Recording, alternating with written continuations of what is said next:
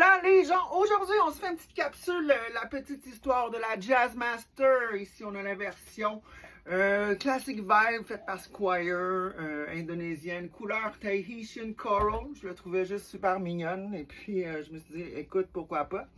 Donc introduite 1958, la Jazzmaster a été dessinée pour le jazzman. Ils ont manqué leur cible totalement. C'est pas du tout les jazzman qui ont adopté ces guitares-là. C'était les surfers de la Californie qui ont commencé à utiliser ces formes-là. Ils trouvaient ça funky, ils trouvaient ça fly.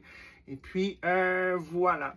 Et puis, ce qu'elle a de particulier, cette guitare-là, chez Fender, c'est que c'était l'introduction de ce pick-up-là, qui est encore un single coil, mais un petit peu plus inspiré du P90 de Gibson.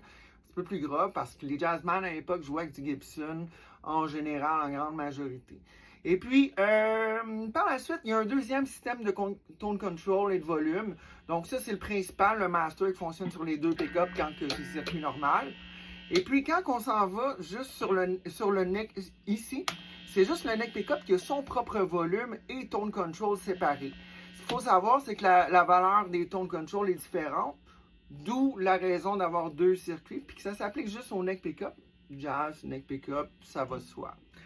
Et puis, moi, quand je vois une Jazzmaster, je pense années 90, le grunge, le rock alternatif, et puis la rébellion, l'anti-technique. On est parti des virtuoses de la guitare, quand même dans une tune de Céline Dion, on avait Aldo Nova qui nous pétait des solos de fou.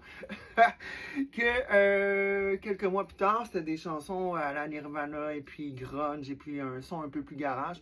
Et puis aujourd'hui, je vais rendre hommage à un des bands plus polis cette époque-là. J'appelle ça plus du rock alternatif. C'est une chanson qui se jouait, ça avait été un super gros hit à l'époque. On va voir si ça sombrait dans l'oubli. Je vais vous en jouer un petit bout. C'était a cappella, guitare-voix pour la majorité de la chanson jusqu'à la fin quand il y a des violons, violoncelles qui viennent, c'est très langoureux. En commentaire, dites-moi quel est le band et quelle est cette chanson. Et abonnez-vous, likez la page, suivez, partagez.